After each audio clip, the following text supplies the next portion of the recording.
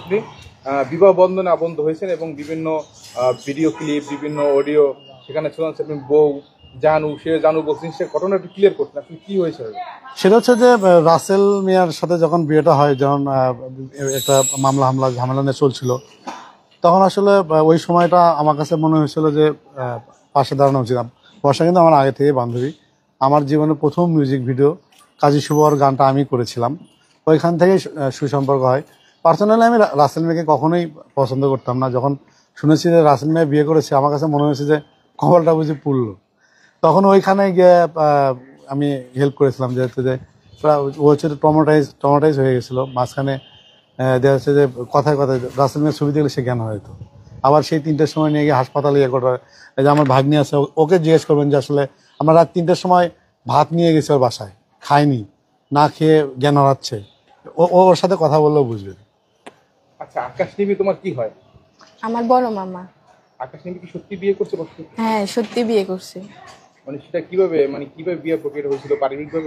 পারিবারিক ভাবে হয়েছে। আচ্ছা, তুমি বিয়ে সম্পর্কে কি জানো? মানে বিয়ের আগে আন্টি আমাদের বাসায় আসতো, ঘুরতো ফিরতো, আমি জানতাম ওইটা মামার ফ্রেন্ড হয়। পরে আস্তে আস্তে দুইজনের মধ্যে গিয়ে হয়ে গেল। পরে আমাদের সবাইকে বলছে, আম্মুরে বলছে, আমার থেকে পারমিশন নিছে যে সঙ্গীতা এইতে তোর বর্ষান্তিরে কি তোর পছন্দ হয়, আমি কি হ্যারে বিয়ে করতে পারি? আমি বলছি করো, ভালোই তো আছে বর্ষান্তি। আমি তো তখন এগুলো জানতাম না। আমি যে করো, তুমি করো। তারপরে মামা অনেকবার বলছে যে করবো, আমি ওকে বলতাম যে তোমার পছন্দ কিনা। পারমিশন নিয়েছে আমার নানা নানি, আম্মু, আমার বাবা, সবার থেকে পারমিশন নিয়েছে। তারপর পারিবারিক ভাবে কোর্ট ম্যারেজ করে বিয়েটা হয়ে গেছে। সেদিন কিন্তু সঙ্গীতা কিন্তু অনেক সুন্দর করে বাসরও কিন্তু সাজিয়েছিল। ওটা আসলে কিভাবে? ওটা আমার প্ল্যান ছিল, আম্মুরে নিয়ে ফুল কিনতে গেছিলাম, 1600 টাকা দিয়া ফুল কিনে নিয়ে আইয়া। আমরা তো কখনো আগে বাসর ঘর সাজাই নাই, অতটা ধারণা নাই আমাদের।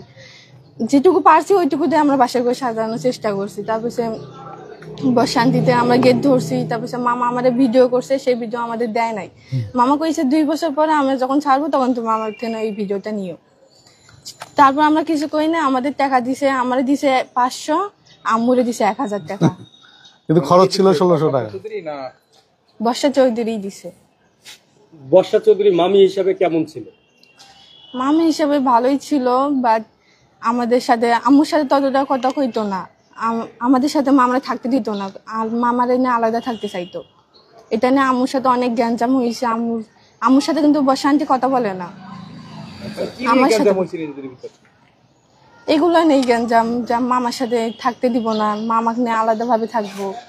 আচ্ছা, তোমার মামি কি বর্ষা চৌধুরী কি তোমাদের বাসায় কতদিন ছিল? 2 মাস ছিল। যখন কেস হয়েছিল তার নামে, তখন মামা আমাদের বাসায় লুকাইছিল।